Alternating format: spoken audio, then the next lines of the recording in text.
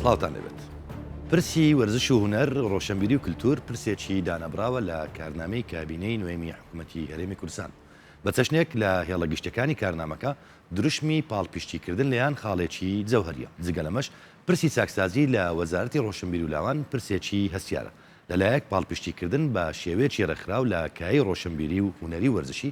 لەلایەکی دیکەش ڕێگرتن و پێداچوونەوە بە دۆسیەی فەرمانبەران و ڕێگرتن و نەهێشتنی ئەوانەی پێیان دەگوترێت بندیوار لەم کابینێتە کەوتە بواری جێبەجێکردنەوە. بەبەستمە مەڵقەی هەنگاوی نوێم تەرخان بکەم بە هەنگاوەکانی چاکسازی وەزارەتی ڕۆشنبیر و لاوانی حکوومەتی هەرێمی کوردستان. بۆم بەستا میوانداری بەڕێز دکتۆر سالار عوسمان بریکاری وەزارەتی ڕۆشنبیری و لاوانم کردو. کاک دکتۆر بەخێر بێ. زۆر سپاس کاکەڵگەس. هەر وەختێک باسی کابینەی نوێمی حکوومەتی هەرێمی کوردستان دەکرێت لە تەچیدا باسی چاکسازی دەکرێت. ئەمەوێت بزانم چەمکی چاکسازی لای وەزارەتی ڕۆشنبیری و لاوان چۆنە؟ دەستپێک زۆر سپاس. بەرنمەیەکی گرینگە و پرس و بابەتێکی زۆر گرینگە. مەسەلەی چاکسازی وەکو خەڵکی کوردستان دەزانن کابینەی نۆ کابینەی چاکسازیە و بەم درشمەوە هاتۆتە نێو وردەکاریەکانی ژیانی حکومڕانی لە کوردستان و هەموو ئامانج ئەوەیە کە ئەم شۆڕبوونەوە بە نێو وردەکاریە هەڵگرتنی بەیداخی چاکسازی دوجار بۆ خەڵکی کوردستان بە خێر و نیعمەت و خۆشی بگەڕێتەوە. ڕاستە ئێمە لە قۆناغی قسە دەکەین کە ئاریشە و گرفتی زۆر قوڵ هەیە، بەڵام هەموو ئاریشەکان هەموو گرفتەکان لە بایەخی ئەم چاکسازیە کەم ناکاتەوە و ڕۆژێک دیدگای حکوومەت بۆ چاکسازی گۆڕانی بەسەردا نایە. کەواتە ئێمە ئێستا لە قۆناغ و زەمن و زەمینێک قسە دەکەین کە پێی دەگوترێت زەمەنی قەیرانەکان مەبدەئی چاکسازی. قەیرانەکان چەند بڵند بن، چەند گەورە بن، یەک تۆسقاڵ لەم چاکسازیە لە مەبادی چاکسازی کەم نابێتەوە. بۆیە هەموو ئێمە کە لەم کابینەیە بە جۆرێ لە جۆرەکان بەرپرسێتیمان لەسەر شانە بەم دیدگایەوە کار دەکەین و بەم دیدگایەوەش چارەسەریەکان دەدەمان. کاک دکتۆر لە تەک چەمچی ئەم هەر ڕەنگە هاوکێشەیەکی تەواو هزری و فکری بێت، لە تەک چەمچی چاکسازی چەمکێشی تر هەیە کە گەندەڵیە.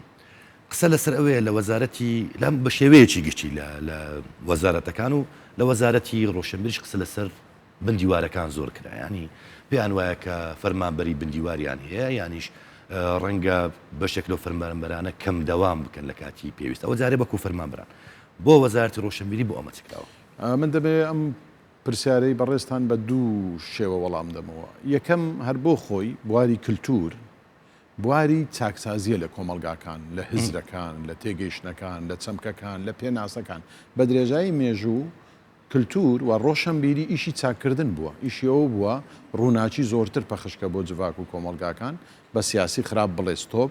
بە کۆمەلگەی دواکەوتو بڵێ پێشکەوتنی کۆمەڵایەتی بەشێکە لە زەڕوریەت، بە ماڵبات و خانەوادە و پەروەردە و فێربوون بڵێ چرای تێگەیشتنتان دەبێت بەم شێوەیە بێ. ئەوە ڕێگا ڕاست و دروستەکەیە، ئەوە تونێڵی ڕۆشنە. بە بەردەوامی ڕۆشنبیری ئەم کارە چاکسازی کردووە. بۆیە هەر بۆ خۆی وەزارەتی ڕۆشنبیری وەزارەتی ڕێکخستنەوەی ژیانە، تێگەیشتنە کللتوریەکانە، بنیادنانی ئینسانەکانە لە ڕووی کللتوریەوە، لەسەر پێوەستانی ئینسانی کووردە بۆ مقاومە بۆ نیشتیمانسازی و تا دوایی. ئەمە بابەتێکی تر کە دەمەوێت لێرە باسی کەم دوای ئەوەی کابینەی نۆ دەست بەکار بووە، دوای ئەوەی جەنابی سەرۆکی حکوومەت لە کۆبوونەوەکانی سەرەتا و لە کارنامە و لە دیدارەکانی تایبەتیش بە بەردەوامی جەخت لەسەر چاکسازی دەکاتەوە. وەزارەتی ڕۆشنبیری وەکو باقی وەزارەتەکانی تر دەستی بەم هەنگاوە کرد لە ڕێی دوو نووسرا و دوو تێگەیشتن. نووسراوی یەکەم لیژنەیەکی باڵامان پێکهێنا بە سەرۆکایەتی بەڕێز وەزیری ڕۆشنبیری و لاوان لەگەڵ کۆمەڵێک بەڕێوەبەری گشتی و بەڕێوەبەری پەیوەندیدار لە مانجی دوو ڕێک لە 24/2/2020 و لیژنەیەکی تری لاوەچیمان پێکهێنا بە سەرۆکایەتی بەڕێز بەڕێوەبەری گشتی دیوان لە مانجی نۆ ڕێک لە ڕۆژی 7/9/2020. ئەم سەرەتای کابینە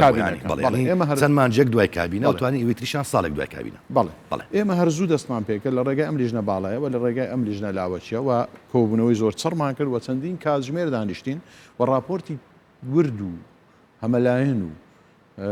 گشتگیرماندا ئەنجومەنی وەزیران لە سەرجەم ئەو بوارانەوە دەستمان بەکار کرد.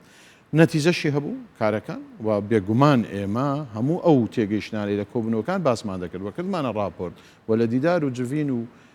دەردەشەکانمان لەگەڵ لایەنە پەیوەنددارەکانیش هەتا لە لاو بەڕێوەبەرایەتەکانی خۆشمان هەتا لەو دیدارانەی لەگەڵ ئەنجومەنی وەزیرانیش کردوانە هەوڵمانداوە بەرهەمداریەک دروستکەین چونکە لە نەتیجە ئەم هەموو کارە ئەگە بەرهەمداریەکی لێن دروست نەبێ بنمونە پارە نەگەڕێتەوە خەزانەی ئارێم بنمونە ئەوەی بەداخەوە لە بینی دوو کەوانە کە دەستەواژەکە دەستەواژەیەکی زۆر میدیایانەش نییە بندیوار نەمانتوانی چارەسەرکەین بنمونە ئەوەی کەم دەوامی کردووە نەیخێننەوە ناوکار بنمونە ئەو ڕۆحە سستەی لە کاری فەرمانبەری هەیە نەمانتوانی بیگەشێنینەوە ئەنەرژی پێشکەشکەین کەواتە ئێمە هیچمان نەکرد بەڵێ هەموو ئەوانەمان کرد توانیمان پارە بگەڕێنینەوە توانیمان ڕۆح دروستکەینەوە توانیمانە خەڵک فێرکەینەوە کە کللتور بەشێکە لە ژیان و ئەو تێگەیشتنش پەرت و بڵاوکەینەوە کە کللتور بە تەنیا کاری لەسەر ڕقەمەکان کاگرتووە لەسەر ژمارەکانم کۆمەڵێک ژمارەم لەکنە نازام چەند هاوتان لەگەڵ ژمارەکەی ئێوە بەپێی بێت ینی بە دوواداچوونەکانی ئێمەوەی کە لە بڵاویشتان کردو لە کتێبی چاکسازەکانی کابینی نوێی حکوومەتی هەرێمی کوردستان لە 6,850 ژمارەی گشتی دۆسیەکانتان 6,068 ژمارەی دۆسیە وردبینی بۆ کراوە لەم ژمارەیەوە 854 ژمارە زیادە پلیان هەبووە هەنی مەبەست لەوەیە کە ئەو پلانە ئیسحقاقی خۆیان نەبوو پلیان پێدراوە بۆ ئەمە چەند بڕی پارە گەڕاوەتەوە خەزانەی دەوڵات و کەی ئەم ژمارەیە بە تێکرا ینی ئەو تقریبا نزیکەی ئەو ژمارانە 800 دانا دۆسیە ماوە کەی ئەمانە بە تەواوەتی پێداچوونەوە بۆ دەکرێت بەڵێ ئێمە ئەم ڕقەمەی جەنابەت گوتە زۆر دقیقە زۆر ڕاستە و ئێمە بەردەوامیشین کەواتە ئێستا کە ئێمە قسە دەکەین ژمارەکە زیادی کردووە چکە برادرانی ئێمە بە بەردەوامی خەریکی ئەم پرۆسەیەن 854 پلەی زیاد دراوە بە خەڵک کە دەڵێن خەڵک مەبەستمان فەرمانبەرانە تەمان 690 سەرموچەش زیاد کراوە هەموو ئەمانە حەقی خۆیان نەبووە زیاد کراوە بەڵێ حەقی خۆیان نەبووە هەموو ئەمانەی کە ئێمە ئیشمان لێ کردووە تا ئێستا 163,650,000 دینار گەڕاوەتەوە بۆ خەزانەی هەرێمی کوردستان کە نزیکەی 200 ملیۆن دینارە ئەم پارەیە بۆ وەزارەتێکی وەکو ڕۆشنبیری پارەیەکی گرینگە لە کاتێکدا ئێوە شوێنێک نین کە داهاتی زۆر کۆبکەنەوەکو وەزارەتەکانی تر مەبەست ئەوێ ڕێک وایە ئەم پارەیە و بە بەردەوامی ئیشکردنمان لەو بوارە پێمان دەڵێ کە ئەم لیژنانە کاری باشیان کردووە وەزارەتی ڕۆشنبیری بە تەنگ ئەم پەیامی جەنابی سەرۆکەوە هاتووە و کابینەی نۆ بە گشتی کابینەیەکە بە پراکتیک دێوە بە خەڵک نیشاندا کە کابینەی چاکسازیە بۆ پارە گەڕاوتەوە ئەمە زۆر گرینگە ینی ئێمە کە قسە دەکەین قسە لە مەلموسیەت دەکەین لە بەرزەستەیی دەکەین بۆ ئەوەی ئێمە قسە لە بەرزەستەیی بکەین دەبێت ڕقەمەکان نیشان دەین و خێر و بەرەکەتەکەشی بۆ خەڵکی کوردستان بگەڕێت ئەمە یەکێکیان کە لە ڕووی مادیەوە بێگومان چاکسازی وەکوێ کە خۆشتان ئاماژتان بۆ کرد چاکسازی تەنها لە ڕێگەی پارەوە نیە چاکسازی بۆ هەموو ئەو کایانەیە کە ڕەنگە تەمبەڵی دروست کات ڕەنگە کاریگەری خراپ بخاتە سەر کللتوری ژیان ئەمەوێت لەسەر ئەمانەش وردە قسە بکەین بەڵام ئەگەر دەرفەتم پێ بدەی هاوکارانم راپۆرتێکیان لەسەر کار و چالاکی و چاکسازەکانی وەزارەتی ڕۆشنبیری و لاوان دروست کردووە پێکەوە بینەری بین لەگەڵ دەست بەکاربوونی کابینەی نوێمی حکوومەتی هەرێمی کوردستان وەزارەتی ڕۆشنبیری و لاوان پلانێکی 4 ساڵەی لەبەر ڕۆشنایی کارنامەی حکوومەت داڕشت بۆ ئەوی وەزارەتەکە بە ڕۆشنی بە 4 ساڵی کابینەکەدا تێپەڕ ببێ لەم کابینەیەدا هەوڵ درراوە فێستیڤالە جۆرە جۆرەکان بەسەر شار و قەزا و ناحیەکان دابەش بکرێن هەر بۆیە لە 2 ساڵی ڕابردوودا بەشێکی زۆری قەزا و ناحیەکان هاوشانی شارەکان بێبەش نەبوون لە چالاکی ڕۆشنبیری و هونەری و کللتوری لە سەرەتایی دەست بەکاربوونی کابینەی نوێی حکوومەتی هەرێمەوە پلانێکی 4 ساڵەی وەزارەتی ڕۆشنبیریمان نووسیوە لەبەر ڕۆشنایی بەرنامەی حکوومەتی هەرێمە لەوەشدا درێغیمان نەکرد کە ڕوئایەکی باشمان هەبێ بۆ ئایندەی کارەکانی وەزارەتی ڕۆشنبیری بە تایبەتی لە هەندێک کەیزدا گۆڕانکاری زۆر باشمان کرد یەکێک لەوانە مەسلەی فستیڤالە نێودەوڵەتیەکان بوو کە جاران پەرت بوو بەسەر کوردستانەوە جیاجیا دەکران ئێمە لەو بەرنامەیە هەموو ئەم فستیڤالە نێودەوڵەتیانەمان کۆ کردەوە دوایەوەی یاسای ژمارە 2 ساڵی 2020 یاسای چاکسازی لە موچە و دەرماڵە و بەخشین و ئیمتیازاتەکان و خانەنشینی لە هەرێمی کوردستان پەسەند کرا لە یەکی حوتی 2020ەوە یاساکە خرایە بواری جێبەجێکردنەوە. وەزارەتی ڕۆشنبیری و لاوانیش یەکێک بوون لە وەزارەتانەی کاری بە یاساکە کرد. ژمارەی فەرمانبەرانی وەزارەتی ڕۆشنبیری و لاوانی حکوومەتی هەرێمی کوردستان بریتیە لە 6,858 فەرمانبەر لە 180 ئەم فەرمانبەرانە پێداچوونەوە بە دۆسیەکانیان کراوە بەپێی یاسای چاکسازی، واتە 6,068 فەرمانبەر پێداچوونەوە بە دۆسیەکانیان کراوە دەرکەوتووە. ژمارەی زیادەی پلا بریتیە لە 754، ژمارەی زیادەی سەرموچە بریتیە لە 690. ئەو پارەی مانگانە بەهۆی ئەم چاکسازیەوە دەگەڕێتەوە بۆ غەزێنەی گشتی حکوومەت و دەوڵەت بریتیە لە 163 ملیۆن و 650,200 دیناری عێراقی. هەر بەپێی پێداچوونەوەکان و بۆ نمونە لە بەڕێوەبەرایەتی گشتی دیوانی وەزارەتی ڕۆشنبیری و لاوان کە ژمارەی دۆسیەکانی 299 دۆسیە فەرمانبەرانی ئەو ژمارەیەن پێداچوونەوە بە هەمویان دەکراوە دەرکەوتووە کەوا ژمارەی زیادەی پلە 144 بووە، ژمارەی زیادەی سەرموچە 63 بووە. کۆی ئەو پارەی بەهۆی ئەنجامدانی چاکسازی دەگەڕێتەوە بریتیە لە 18 ملیۆن و 167,000 دیناری عێراقی مانگانە. لە ڕووی ئیداری و لە ڕووی یاساییەوە ئەو یاسایی کە دەرچووە هەموو ئەو فەرمانبەرانەی کە شمول دەکەن بە یاسای چاکسازی لە پلەیەکەوە تا دوا پلە ئەوانەی کە شمولیان دەکە هەموو کاری لەسەکراوە و هەمووی بە پێی یاسا و بڕگە و بابەتەکانی یاسای چاکسازی ناونیشان و پلە و مەرتەبەکانیان هاتوۆتە خوارەوە.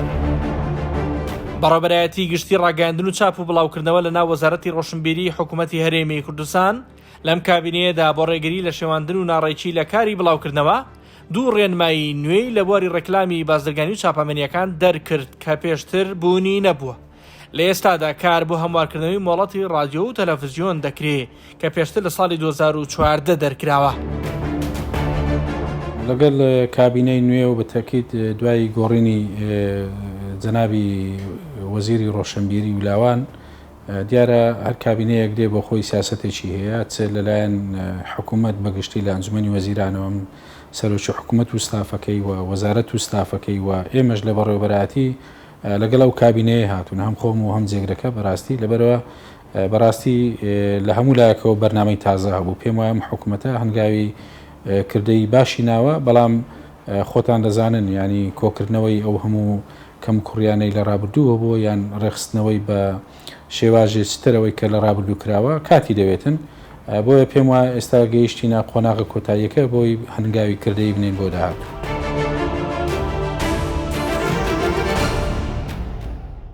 کاک دکتۆر ئەمەوێت لەسەر یەک لەو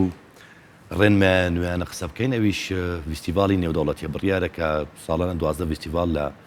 بە ڕاگررتنی بڵاس لە نێوان شار و ئیدارە سەربەخۆکان دروست بکرێت. ئەم ڕێنمە لە چی هاتوو کەی جێبەجێ دەکرێت و ئایا بڵاس بەڕاستی دەپارێزرێت؟ بەڵێ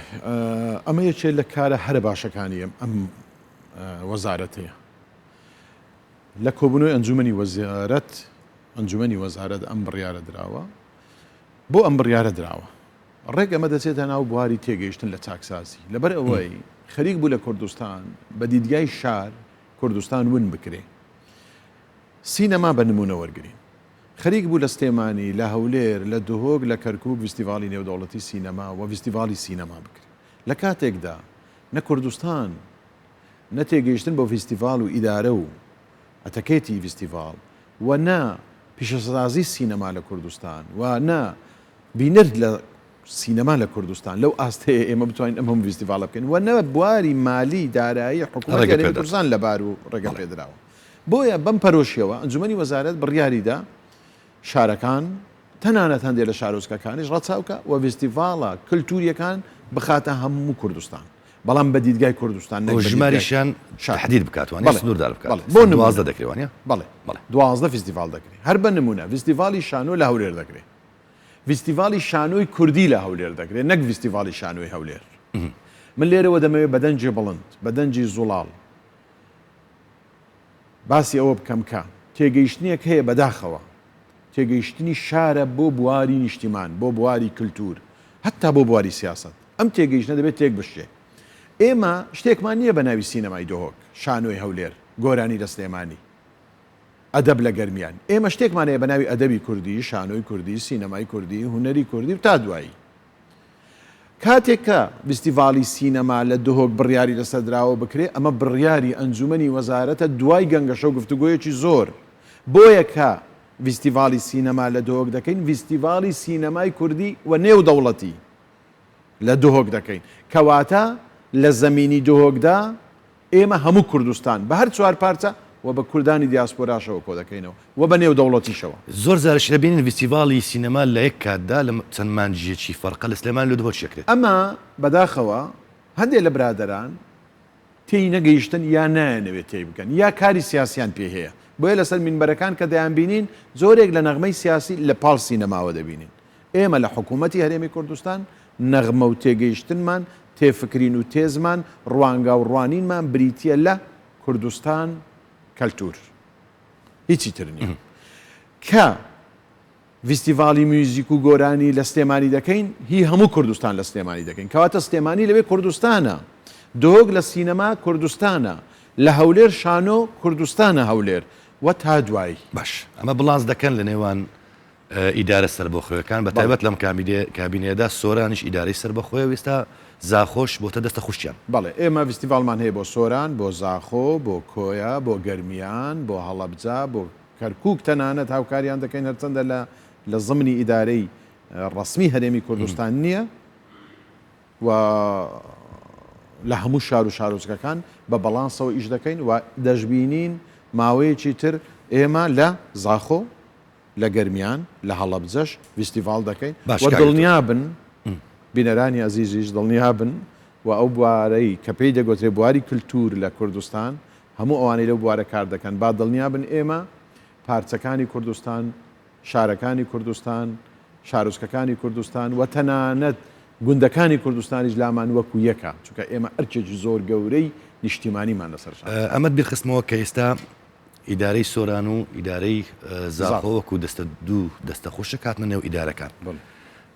گۆڕانکاریەکان لە پۆستەکان لە دانانی خەڵک لە بەرفراوانکردنی بەڕێوەبەرایەتیەکانی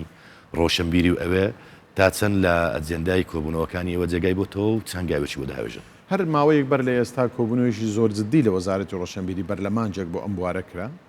دوای ئەوەی زاخۆ و سۆران دەست بەکار بوون بۆ ئەوەی ئێمە بتوانین هەم دیراسی بکەین هەم بزانین چ بەڕێوەبەرایەتێک پێویستە و هەم بگونجێ لەگەڵ ئەو تێگەیشتە مالیەی کە ئێستا هەیە لە کوردستان و هەمیش تەزاڕوب نەکە لەگەڵ ئەو شارانەی لی جیابوونەتەوە بە نمونە زاخۆ لە دۆک جیابەوە ئێمە بتوانین زاخۆ جێیکەینەوە مدیریاتی بۆ زیادکەین دامی بکەین بەڵام ئاگاشمان لەوە هەبێ کە دوێنێ زاخۆ لەگەڵ دۆک بووە دوێنێ سۆران لەگەڵ هەولێر بووە بۆیە ئەمە زۆر بەوردی ئیشی لەسەرکراوە نەتیجەشی دەبێ باش زووی لەسەر کۆکردنەوەی داهاتی زیاد و کەمکردنەوەی خەرجیەکان ستان کردووە بە تایبەت ئێوە چەند قەرزارن چیە قەرزاری ئێوەیە ینی داتایەک لە بەردەستدایە کە چۆن مامەڵ لەگەڵ ئەم قەرزان دەکرێت وڵا زۆر سپاست دەکەم ئەم پرسیارێکی زۆر گرنگ بوو ڕژاندە دەستت خۆش بێ مەسەلەی قەرزەکانی وەزارەتی ڕۆشنبیری و لاوان زۆر گرنگە لێرە باسیکەین ئەویژەوەیە ڕووی دەمان لە کەناڵەکانی سەتەلایتەکانی کوردستانە کەناڵە ئاسمانیەکانم مەبەستە و ڕووی دەممان لە ڕادیۆکانە و ڕووی دەممان لە کەناڵە ناوخۆیەکانە بەداخەوە بەشێکی زۆر لەو کەناڵانە پارەیان داوە جێی دەستخۆشیە بەڵام بەشە زۆرەکەی کە بەداخەوەی لەگەڵە ئەوەی کە پارەیان نەداوە بۆیە لێرەوە ڕوویان لێ دەکەین و لەم نزیکانە ئێمە سەردانیشان دەکەین دەبێ بە زوویی ئەم پارانە تەسلیم بە هەرێمی کوردستان و وەزارەتی ڕۆشنبیری بکەن چونکە قەرزارن پارەی ڕسوماتیان نەداوە ئیجازەیان نوێ نەکردوتەوە پارەی چەند ساڵیان لەسەر کۆبووتەوە هەر لێرەوە من دەمەوێت دیسان بابینەوە سەر داتا بەڵێ ئەو ڕقەمەی کە قەرزارن کەناڵە ئاسمانیەکان بریتە لە 1 ملیار و 518 ملیۆن دینار بەس تەلەڤیزیۆنە کەناڵە ئاسمانیەکان قەرزاری وەزارەتی ڕۆشنبیری هەرێمی کوردستانن و لە نێویشیاندا تەلەڤیزیۆنی معتەبەر هەیە کە دەبێ باشتر لە خەڵک ڕێنمایی جێبەجێکە و لێرەوە من ڕووی دەمم لە ڕاگەیاندنی یەکێتی نیشتیمانی کوردستان و پارتی دموکراتی کوردستانە لە هەمووان باشتر گورج و گۆڵتر پارەی سەر کۆکراوەی سەریان کە کۆبووتەوە تەسلیم بە وەزارەتی ڕۆشنبیری و لاوانی هەرێمی کوردستان بکەن ئەمە لە ڕووی پارەوە لە ڕووی نەسانسۆر تەمان بێگومان هەرگیزی ڕاگەیان کارێک لەگەڵ سانسۆر نییە بەڵام کاتێک کە ڕاگەیاندنێک لە دەرەوەی هەموو ئیتیچی ڕۆژنامەوانی ڕاستە ڕەنگە پێشێکی پێکەوەی پەیوەندی بە داواکاری گشتی بێت بەڵام بەشە گەورەکەی پەیوەندی بە ئێوەیە چۆن مامەڵە لەگەڵ ئەم دۆخە دەکەن کاتێک کە ترسی لە دەستدانی هەندێک ئیتیمای نیشتیمانیشیە کە ئێستا دەیبینین بەڕاستی بەداخەوە لە هەندێک جار بەجار لە هەندێک هەواڵ و پاکێج و کەناڵ و ئەمانە بۆ ئەوە چۆن مامەڵە لەگەڵ ئەم دۆخە دەکرێت هەر زۆر بە سادەیی دەمەوێت ئاوا دەست پێکەم لەگەڵ هەبوونی ئەم هەموو کرانەوە میدیایی لە کوردستان هەیە کە سۆشیال میدیا لەگەڵە خۆی دێنێ دەبێت ئێمە پەروەردەیەکمان هەبێ نیمانە نەبوونی پەروەردە بوونی لە تەنیشتیدا بوونی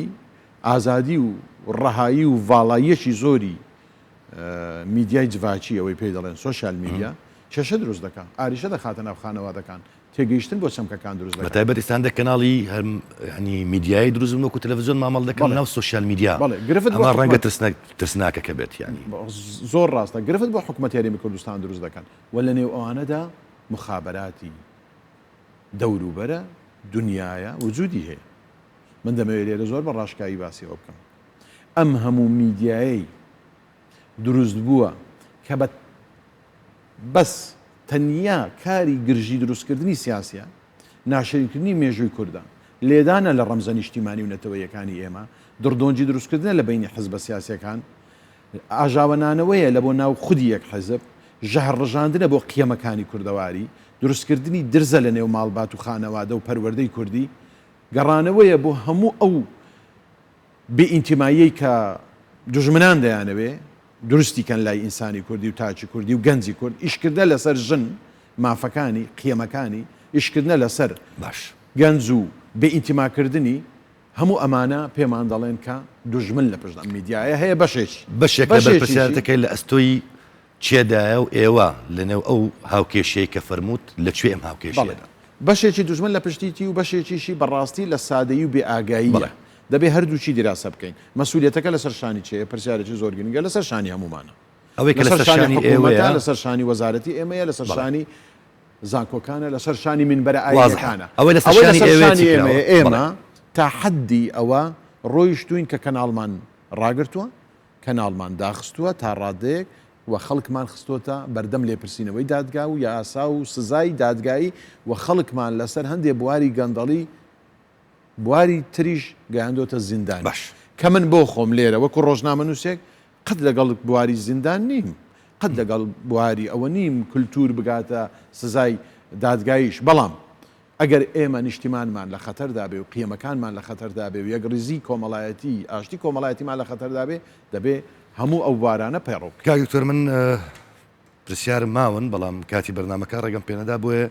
لە دوا پرسیارم دامەوێت لەسەر نۆژەنکردنەوەی هۆڵ و پرسی هۆڵەکان قسە بکەم بە تایبەت یەک لەو پرسیارانی کە خەڵکو و هونەرمەندان دەیکەن هۆڵی گەلە لە هەولێر وەکو باقی و هۆڵانی ترکە بڕیاری نۆژەنکردنەوەیان بۆ دەرچۆ بەڵام تاوەکو ئێستا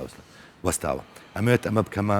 دوا پرسیار و لەگەڵ ئەمەش دوا کۆمنتی خۆتان بفەرمە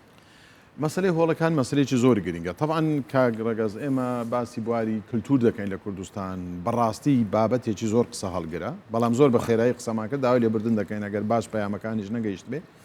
مەسلەی هۆڵەکان مەسلەیەکی زۆر گرنگە هەستیارە پێویستیە بەداخەوە لە کوردستان هۆڵ لە ئاستێکی زۆر خراپدایە و بەداخەوە لە کوردستان تا ئێستا بەم هەموو ئیمکانێتەی هەبووە نەمانتوانی لە شارە گەورەکان هۆڵی زۆر باش دروست بکەین هۆڵی گەل کە پرسیاری جەنابیشتە بە تەحدیدی ئێستا چەند ساڵە لەبەر قەیران نەتواندراوە نۆژەن بکرێتەوە بەڵام خۆشبەختانە لە کۆبوونەوەیەک لەگەڵ سەرۆکی دیوانی ئەنجومەنی وەزیران توانیمان موافقە وەرگرین کە هۆڵی گەل نۆژەن بکرێتەوە بە باشترین شێوە و ئێمە کۆمەڵک ئەفکاری تریشمان تەقدیم کردووە بۆ بواری هۆڵ لە کوردستان تەنزیمکردنەوەی هۆڵەکان لە کوردستان دروستکردنی هەندێک هۆڵی زیاد لە کوردستان بۆی بتوانین ببینە ساحەبی هۆڵ لەبەرەوەی یەکێ لە سیما و ڕووما هەرە شارستانیەکانی هەر شارێک بریتە لە هۆڵەکانی ڕاست ئێمە لەو بوارەدا زۆر زۆر خراپین من لێرە بە دەرفەتی دەزانم ئەگەر لێم قبولکەی چەند دقیقەیەکی زیاتر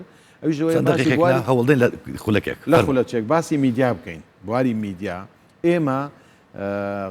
کێشەی گەورەمان هەیە لە مەزالی میدیا لە کوردستان ئەوەی ئێمە ئێستا خەریکین لە وەزارەتی ڕۆشنبیری و لاوان بریتیە لەوەی کە ڕێبەرێکمان دروست کردووە بۆ ڕێنمایی کاری میدیایی ئەم ڕێبەرە لە چی پێک دێ یەکەم لە ڕێنمایی ژمارەیەکی ساڵی 2014 کە مۆڵەتی رادیۆ و تەلەڤیزیۆنی فریکوانسەکانە لەگە سپیس هەروەها ڕکلامی بازرگانی لە ساڵی 2019 هەروەها ئێمە وەکو وەزارەتی ڕۆشنبیری بۆ بواری میدیای ئەلکترۆنیکە ئێستا میدیای زاڵە ئەمە گرینگە لەگەڵ